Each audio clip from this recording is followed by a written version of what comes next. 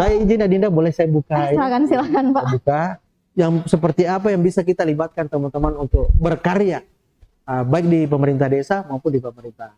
25 visi prioritas yang harus kita jalankan, dan ini tidak lama lagi, 3 tahun. Apakah dia diajak sehingga baru bisa digabungkan dalam sonasi itu? Kami beri kesempatan mandiri untuk menyampaikan pendaftarannya. Tapi kita juga harus menghormati hak asasi manusia. Ini bukan kata kes Bampol, tetapi adab. Ini banyak teman-teman memang sudah ada, rupanya SKT-nya sudah berakhir.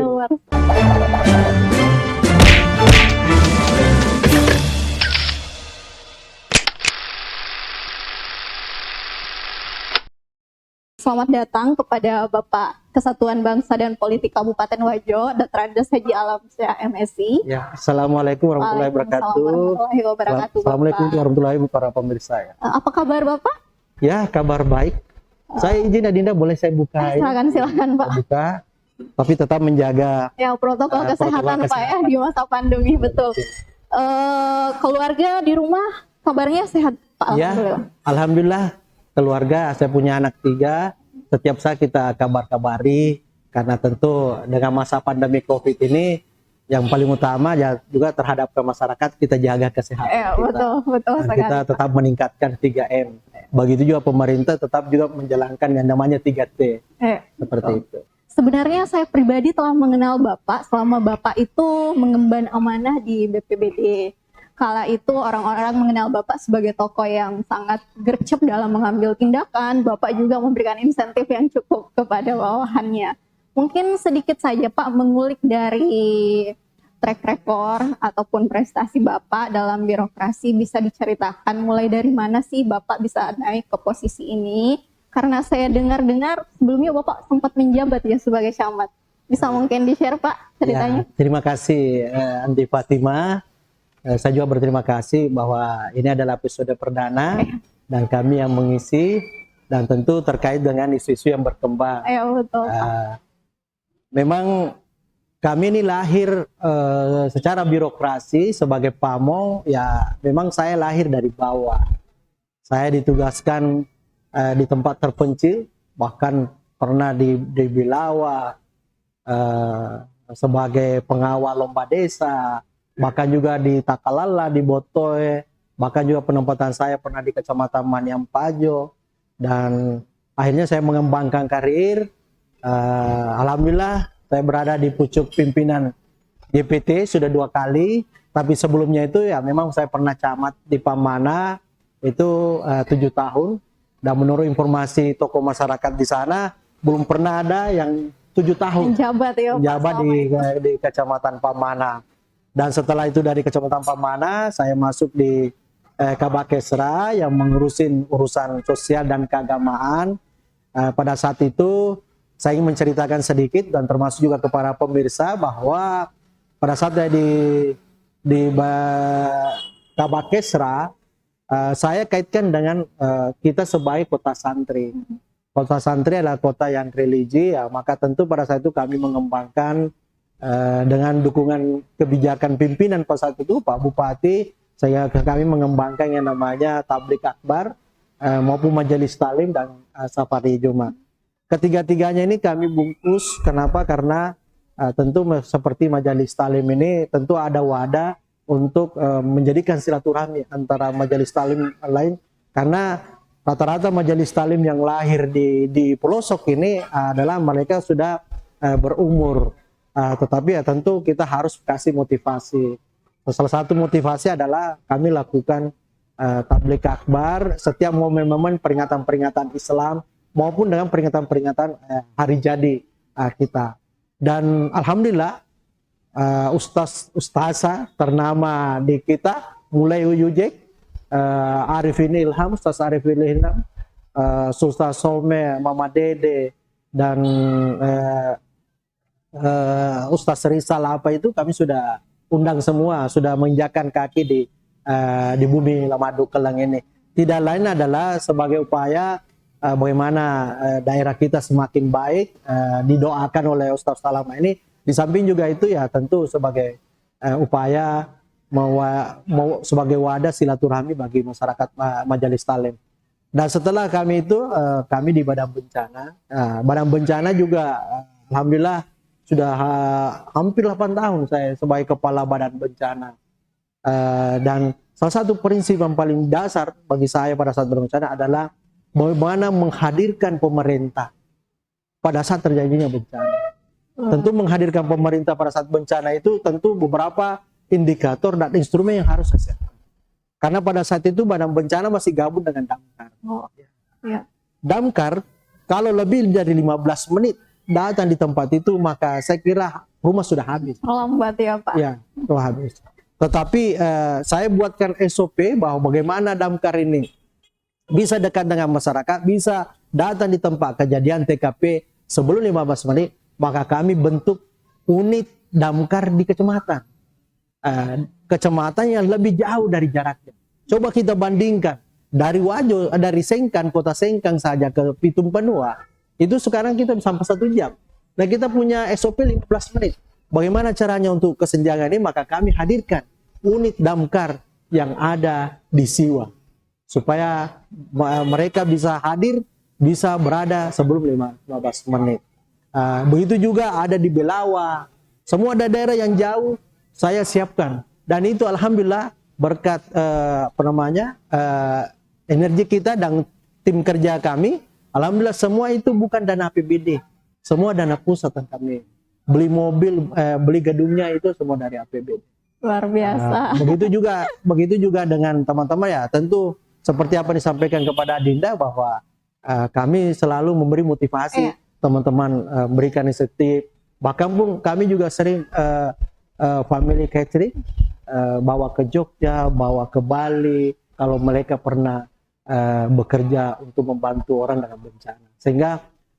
Sehingga lahir sebuah tim-tim besar untuk penanggulangan bencana itu sendiri. Seperti itu yang pada saya jangan. Alhamdulillah kami sekarang ini berada di Badan Kes Bampol ya, tentu juga tupoksinya berbeda. Betul, tapi Pak. alhamdulillah tugas pokoknya ini ya tentu kami menjalankan pemerintahan umum. Yang kalau kita notabenkan adalah Kes Bampol ini mata dan telinganya ada. Pak Bupati itu ada sama Badan Kes Bampol. Oh ya Pak, sedikit sisi yang Bapak paparkan tadi, saya tercengang mendengarnya. Ternyata Bapak ini adalah sosok yang religius, humanis, dan juga sangat berjiwa sosial ya Pak. Kalau untuk di posisi sekarang sebagai Kepala Kes Bampol, saya ingin sedikit bertanya Pak, bagaimana sih kesatuan bangsa dan politik Kabupaten Wajo hari ini? Apa polemiknya, apa permasalahannya, yang mungkin Bapak simpan sendiri atau bahkan bisa dibagikan ke masyarakat dan pemirsa? Silakan Pak. Terima kasih Adinda di Fatimah. Memang tadi saya jelaskan bahwa kami berada di Badan Kes Bampol. Ya, memang tupoksinya memang berbeda sebelum jabatan sebelumnya. Tetapi ini juga sebuah menantang. Menantang karena apa? Karena kalau kita melirik dari Permendagri nomor 11 tahun 2001 tentang perangkat daerah yang melaksanakan tugas di bidang kesatuan bangsa dan politik, itu pasal 6 itu sangat jelas sekali. Tupoksinya adalah merumuskan dan melaksanakan koordinasi yang berkaitan dengan persoalan ideologi Pancasila, wawasan kebangsaan, kehidupan berdemokrasi, pembinaan organisasi kemasyarakatan, kemudian forum kerukunan umat beragama, dan bahkan pun kami juga fasilitasi Forkopimda. Jadi artinya apa? Menjalankan urusan pemerintahan umum ini ya tentu dari sebuah sendi-sendi kehidupan yang ada di penyelenggaraan pemerintahan daerah. Terkait dengan persoalan-persoalan ya memang sekarang ini setelah kami sudah sekitar 7 bulan ada di tempat itu, memang kami sebenarnya hanya meningkatkan beberapa kami juga lakukan evaluasi pemantauan. Seumpamanya ideologi Pancasila, terutama adalah dialog kebangsaan. Dialog kebangsaan ini itu penting. Itu penting supaya bagaimana menghadapi anak-anak milenial saat sekarang ini. Anak-anak milenial yang punya ciri-ciri persoalan-persoalan instan, persoalan-persoalan yang sifatnya cepat, tetapi tidak masih perlu dibekali persoalan-persoalan apa sesungguhnya ideologi yang ada pada kita. Apa sesungguhnya ideologi yang ada di Pancasila itu. Maka tentu harus apalagi berkaitan dengan wawasan kebangsaan. Wawasan kebangsaan itu ya tentu bagaimana cara pandangnya terhadap diri, lingkungannya, menjaga persatuannya terhadap negara kesatuan kita. Sehingga tentu perlu ada upaya, apakah upaya edukasi, upaya sosialisasi, upaya jambore, upaya pendekatan, itu yang bisa kita lakukan. Sempat katanya ada pembagian zonasi ya Pak? Ya. Zonasi untuk Saya ingin menjelaskan apa historisnya sebenarnya, apa latar belakangnya sehingga muncul itu. Latar belakangnya begini, Pak. Pemerintah daerah menghadapi perkembangan penyelenggaraan pemerintahnya yang sangat dinamis dan sangat cepat pengambilan keputusannya. Bahkan saya bisa berikan contoh, Dinda Fatima. COVID-19, semua saya pernah tanya teman-teman yang disiplin ilmunya berbeda-beda. Apakah Anda pernah mempelajari bagaimana cara menangani kalau ada penyakit-penyakit, ada virus-virus seperti ini? Dan hampir semua mengatakan teman-teman saya, termasuk saya sebagai basic ilmu pemerintah, tidak pernah kita alami seperti itu. Tetapi sesungguhnya pemerintah harus hadir untuk menjawab bagaimana mengurangi dan bagaimana menjaga kesehatan masyarakat itu menghadapi COVID-19. Itu di pemerintah daerah. Di pemerintah desa juga demikian. Pemerintah desa dengan dinamika yang berkembang saat sekarang ini adalah dengan ada hadirnya alokasi dana desa itu juga memberikan tantangan bagi pemerintah desa membangun sebuah bangunan, sebuah gedung dan sebagainya yang sama persis apa yang dilakukan oleh pemerintah daerah. Tapi sesungguhnya pemerintah desa itu masih kekurangan sumber daya manusia untuk mengelola hal itu. Sehingga dengan tupoksi yang ada kami bahwa saya punya kekuatan. Apa kekuatan saya? Adalah kekuatan bisa kita menjaga namanya kemitraan organisasi kemasyarakatan, LSM itu sendiri. Karena berdasarkan Undang-Undang nomor 16 tahun 2017 tentang organisasi kemasyarakatan, itu sangat jelas di pasal 40 sangat jelas dikatakan bahwa untuk memberdayakan ormas, memberdayakan LSM ada 3. Yang pertama adalah intervensi kebijakan.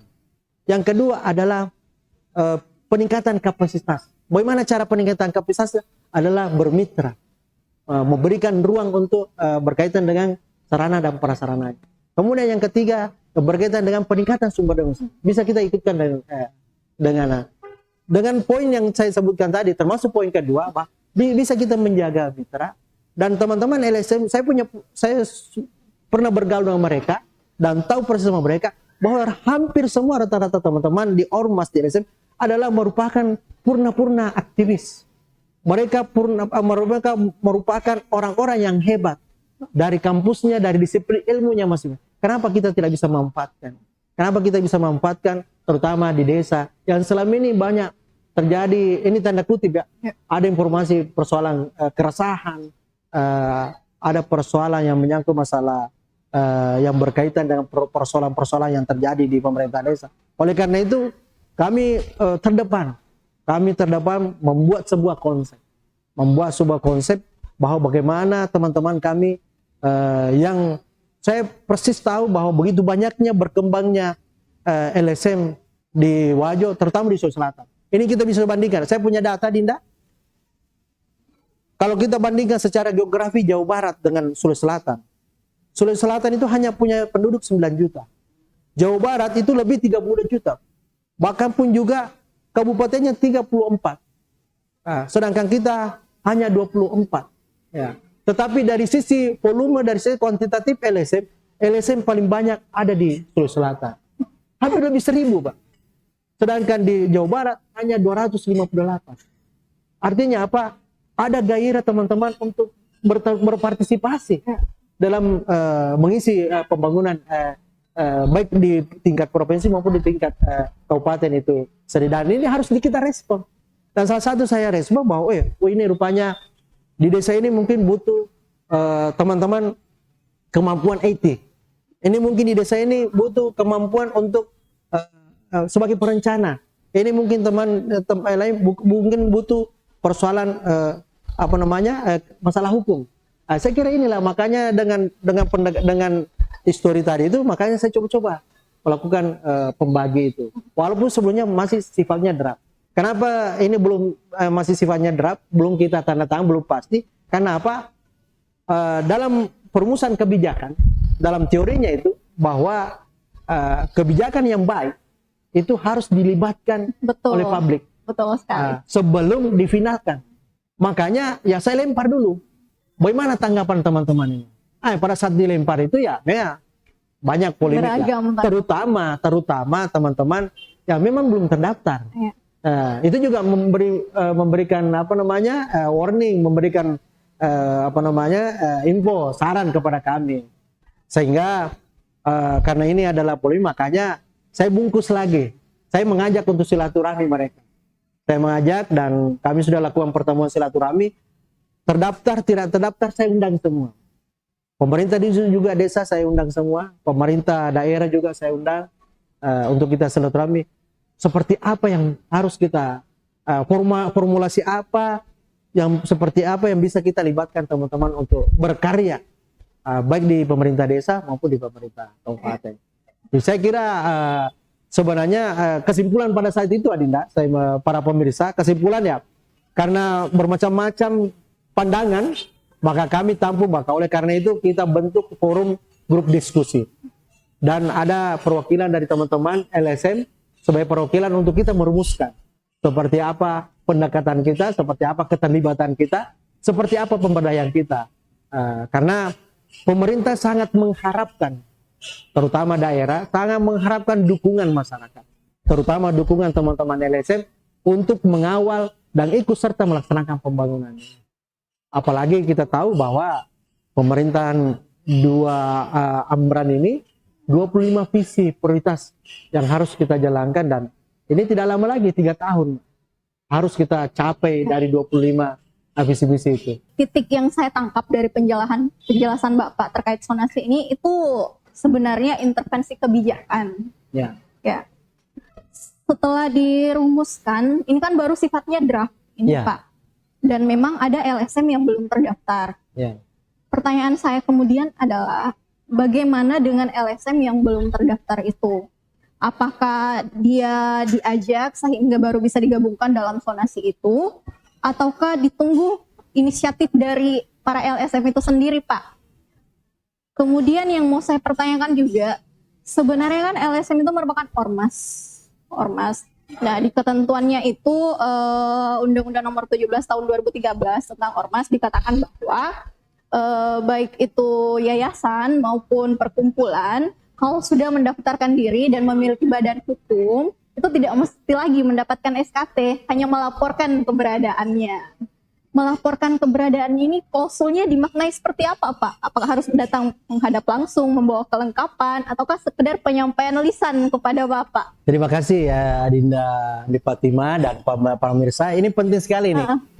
Saya ingin menjelaskan kepada teman-teman bahwa pertama pertanyaannya adalah ketika umpamanya ini disepakati zonasi ini, apakah juga teman-teman yang tidak terdaftar itu bisa diajak? Jadi begini ceritanya, sebenarnya kami beri kesempatan, itu di rumusan kami, ini draft rumusan kami memberikan kesempatan untuk ikut di dalam dengan ide itu, tetapi kita berikan kesempatan juga selama setahun itu untuk secara mandiri untuk menyampaikan pendaftarannya.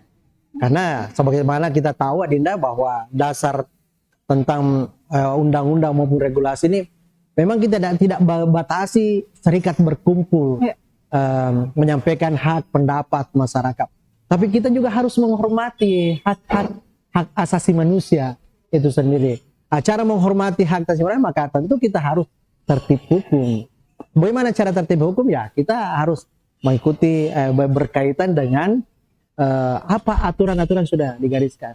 Ini bukan kata kes Bampol, tetapi ada peraturan pemerintah nomor 58 itu sangat jelas bahwa kalau ormas itu diterbitkan oleh Kementerian Hukum dan HAM, maka cukup melaporkan keberadaannya Ya. di tingkat kabupaten.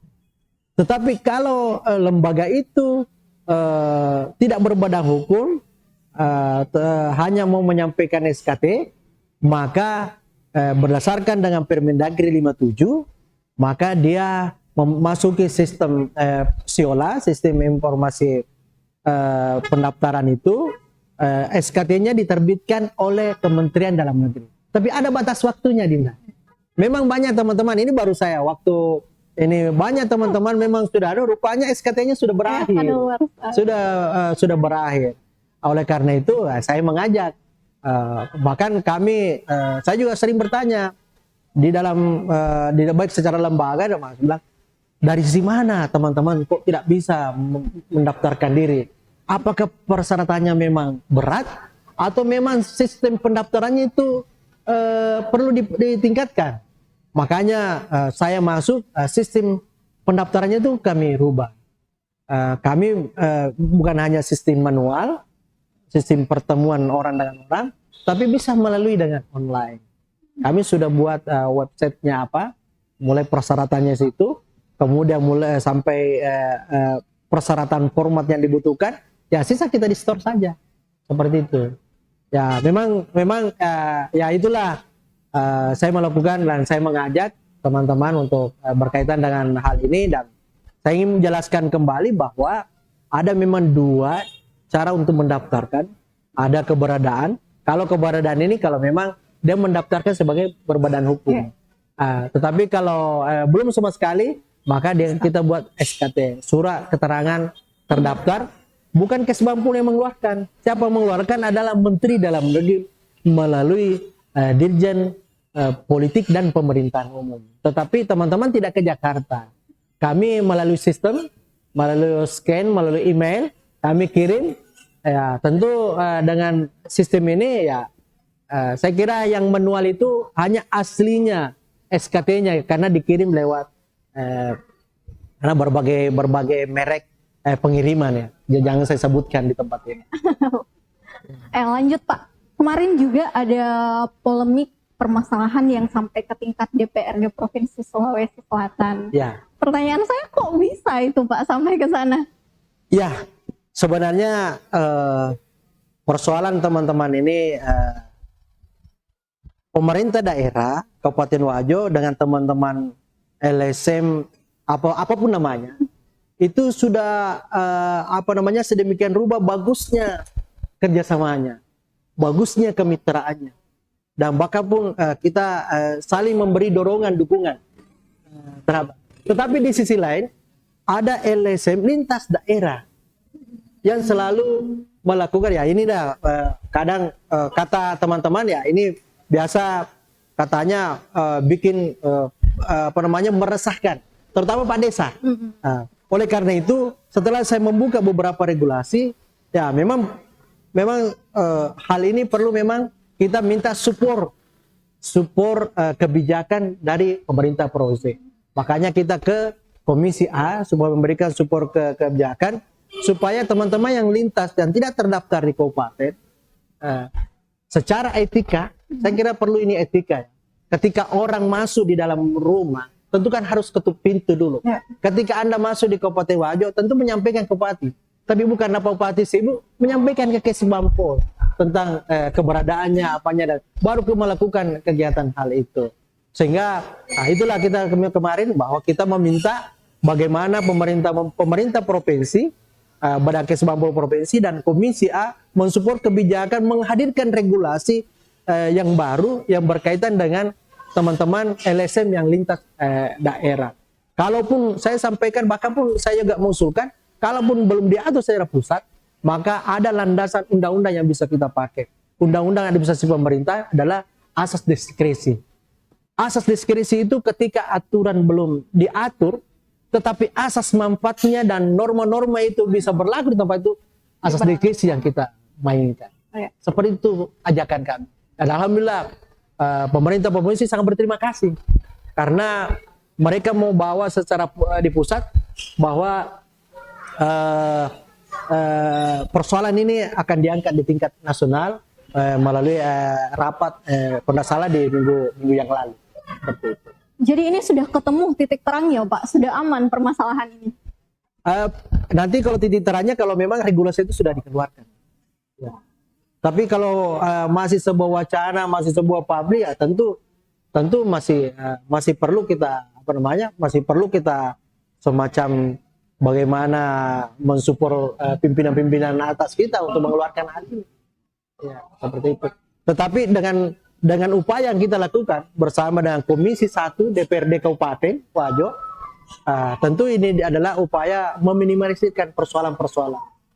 Karena di samping juga itu ya, tentu juga ini kemarin juga kita bahas tentang persoalan keanggotaan LSM itu sendiri. Karena kan ini masih ada teman-teman LSM yang berkaki dua. Ya. Bagaimana itu Pak teman-teman tentu makanya tentu kan masing-masing profesi ini kan ada kode etiknya. Betul. Ini juga kami akan menyuarakan di berbagai instansi yang besar, karena yang tahu persoalan ini kan di tingkat daerah, di tingkat pusat maupun di tingkat provinsi kan hanya menghadapi bukan di lapangannya. Kita ini ahli perangnya, ya. Oleh karena itu ya tentu untuk mempersenjatai kita adalah ini bos-bos kita yang di pimpinan atas mulai provinsi sampai pusat. Karena ini kita harus menjaga etika. Betul Pak. Etika ini penting Pak. Seperti itu. Kalau ini baru sekedar rumusan regulasi Pak, bagaimana peran, fungsi, serta komitmen Kesbangpol untuk mendorong yang di atas ini untuk segera mengeluarkan kebijakan itu? Ya, saya kira ada berbagai pertemuan, beberapa ya. Saya kira saya tidak segan-segan untuk menyampaikan pandangan-pandangan hal itu, dan itu yang saya lakukan.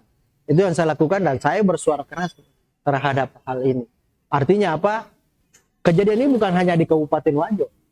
Kalau saya mendengarkan teman-teman lain, hampir semua. Tapi tidak ada. Tapi oleh karena itu, bagaimana Wajo mensuarakan? Karena ini adalah suatu hal penting, kaitan hal ini.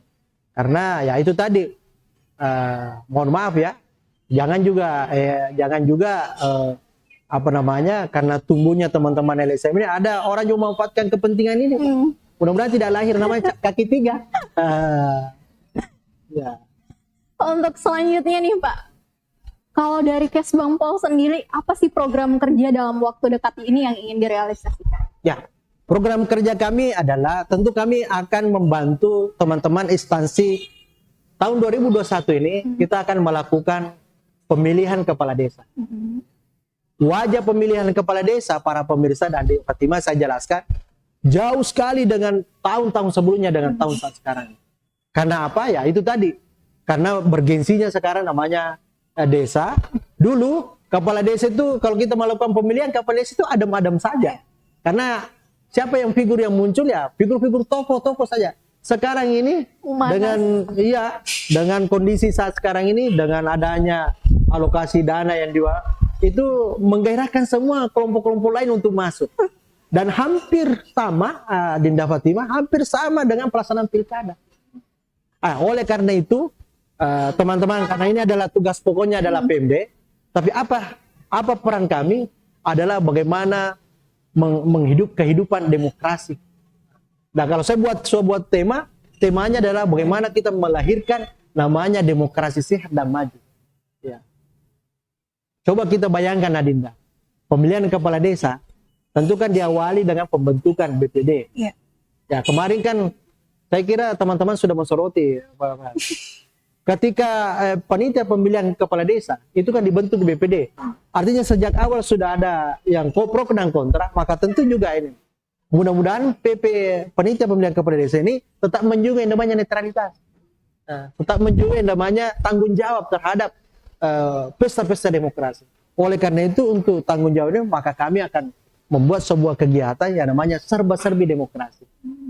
Serba-serbi demokrasi ini tidak lain adalah bagaimana menggerakkan orang yang pernah bekerja di pesta demokrasi, tapi kita bisa gerakkan untuk bisa membantu, bisa menghidupkan, bisa melahirkan namanya demokrasi di Wajo. Karena perlu saya sampaikan Dinda Fatimah bahwa kami hidupkan namanya Despilkades, satu-satunya di Sulawesi Selatan yang menghidupkan Despilkades, menggerakkan orang lain, menggerakkan instansi lain untuk berbicara tentang adalah hanya di Kesbangpol, hanya di pemerintah daerah Kabupaten Wajo. Seperti itu, Adik. Luar biasa.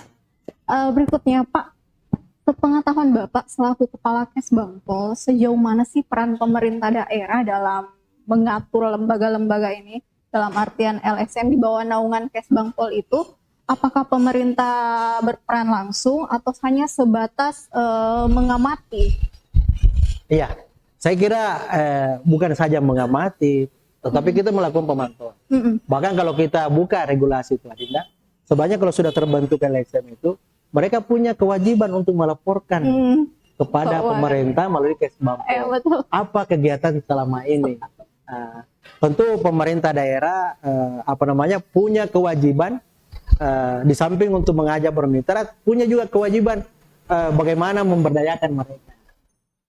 Bagaimana kalau beberapa kegiatan dan memang sesuai disiplin ilmunya, kenapa tidak kita kerjasamakan? Dan saya kira sudah banyak.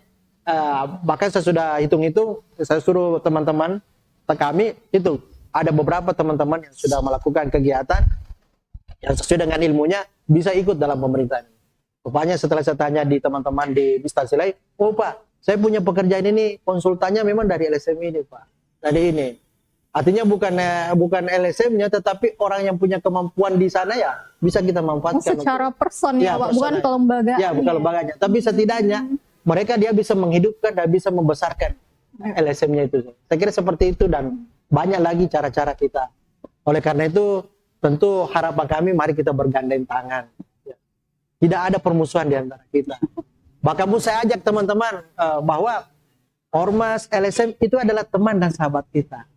Ya, seperti itu. Jangan jadikan musuh bagi mereka. Saya juga masih penasaran ini Pak soal huru-hara LSM yang katanya ada dana hibah. Ya. Kalau untuk di Wajo sendiri, apakah memang ada Pak? Dan apa syarat-syarat bagi LSM untuk mendapatkan dana hibah itu? Oh ya, saya kira dana hibah setiap tahun ada. Ya, saya kira bagaimanalah teman-teman, terutama pengurusnya, antusias memanfaatkan kesempatan ini. Karena memang di dalam regulasi juga memang memberikan kesempatan untuk kita berikan hibah. Ada beberapa memang teman-teman ormas yang kalau salah mulai tahun-tahun sebelumnya, bahkan pun tahun 2001 ada yang mendapatkan hibah. Bisa mungkin disebutkan Pak siapa-siapa saja yang mendapatkan dana hibah? Saya kira yang jelas ada. Saya kira ada teman-teman yang sudah mendapatkan hibah dan sudah ada yang melakukan kerjasama. Tentu cuma ya memang dari besarnya teman-teman yang banyak ya tentu belum semuanya, tetapi saya kira ada ya sekian persen, di bawah 50% itu sudah banyak yang kita dapatkan. Tapi kembali ke syarat untuk mendapatkannya Pak, supaya LSM lain termotivasi dan tidak cuma LSM itu saja. Saya kira begini, saya kira bagaimana, sama lah seperti kami. Ketika kami hadir di Badan Kesbangpol, saya sangat sedih sekali, Pak. Kok anggarannya sedikit sekali, Pak. Ya. Tetapi ketika sebagai leader menunjukkan inovasi dan menyampaikan bahwa seperti ini kerja kami, saya kira siapapun tertarik. Sama juga kalau kami berpakaian rapi dan sebagainya, tentu kan banyak juga cewek-cewek yang goda kan seperti itu. Sama juga ketika teman-teman LSM Ormas memberikan kontribusi yang baik, saya yakin dan percaya mereka bisa. Dan persyaratannya gampang sekali. Persyaratannya yang menyampaikan permohonan dengan dilampirkan dengan SKT-nya, karena ada pendapat karena tentu ada SKT atau keberadaannya, melampirkan itu, kemudian apa kebutuhannya, kebutuhan sesuai dengan artinya kebutuhan sesuai memang real ya, betul, dan saya kira pemerintah ya tinggal pimpinan pucuk Pak Bupati merestui dan kami buatkan telah. Dan saya juga menyampaikan kepada pemirsa bahwa dengan sistem SIPD sekarang ini itu memberikan kesempatan Badan Kesbangpol untuk memberikan hibah kepada teman-teman. Ya, oleh karena itu, karena ini adalah perdana, saya juga mengajak teman-teman supaya ayo kita bergandeng tangan dengan Kesban dan kita saling memberikan kontribusi kepada daerah kita supaya kita saling bersinergi dan kita saling suka dan duka dalam amanah ini. penegasan sekali lagi Pak. Jadi LSM itu dinilai berdasarkan kontribusinya, bukan label lembaganya ya Pak. Ini untuk menepis anggapan-anggapan bahwa ada LSM yang dianaktirikan, ada yang dianak emaskan. Statement dari Bapak untuk meyakinkan pemirsa kita. Ya, para pemirsa dan Andi Fatima, berkaitan dengan ini bukan persoalan suka, like and dislike ya. Tetapi tentu persoalan adalah seperti apa peran Anda dalam program kami 25 kerja nyata kami ini. Kalau Anda memberi kontribusi, saya kira pemerintah daerah, terutama saya merespon sekali, Pak. Saya merespon sekali kalau ada teman-teman untuk bisa kita berikan dana hibah kepada berkaitan dengan hal itu. Terakhir mungkin Pak untuk sesi ini, apa harapan Bapak untuk LSM secara khusus dan masyarakat Wajo bahkan Indonesia secara umumnya? Ya, para pemirsa dan Andi Fatima, harapan kami adalah bahwa pemerintah kita sekarang ini, pemerintah daerah kita sekarang itu menghadapi tantangan sangat berat. Tantangan sangat berat adalah bahwa di mana adanya COVID-19 yang hingga saat ini belum berakhir. Tentu ini akan berpengaruh terhadap semua sendi-sendi kehidupan, termasuk dengan penganggaran pemerintah maupun penganggaran kabupaten. Tahun ini kita masih direfokusin kembali. Tentu kalau refokusin maka tentu adalah dampaknya terhadap ada beberapa yang kita tunda dulu kegiatan itu. Ketika kita tunda maka tentu akan dampaknya terhadap manfaatnya dari masyarakat. Oleh karena itu kami mengharapkan mari kita support dan mari kita dukung pemerintah dengan visi misinya. Kemudian tentu perlu ada kesabaran. Perlu ada kesabaran dan terutama mari kita bergandeng tangan. Bergandeng tangan, mari kita bermitra, mari kita berteman, mari kita bersahabat. Saya kira demikian dari kami. Ya, terima kasih banyak Pak atas pemaparannya dan juga waktunya. Ya baiklah, mungkin demikian bincang-bincang santai kita pada kesempatan kali ini.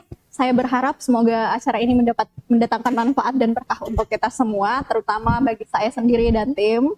Untuk Bapak, terima kasih banyak sekali lagi untuk saya berterima kasih Andi Fatima, terima kasih para pemirsa dimanapun Anda berada. Untuk pemirsa, sampai jumpa di episode selanjutnya. Hanya di Snapshot Bincang bareng Fatimah. Terima kasih.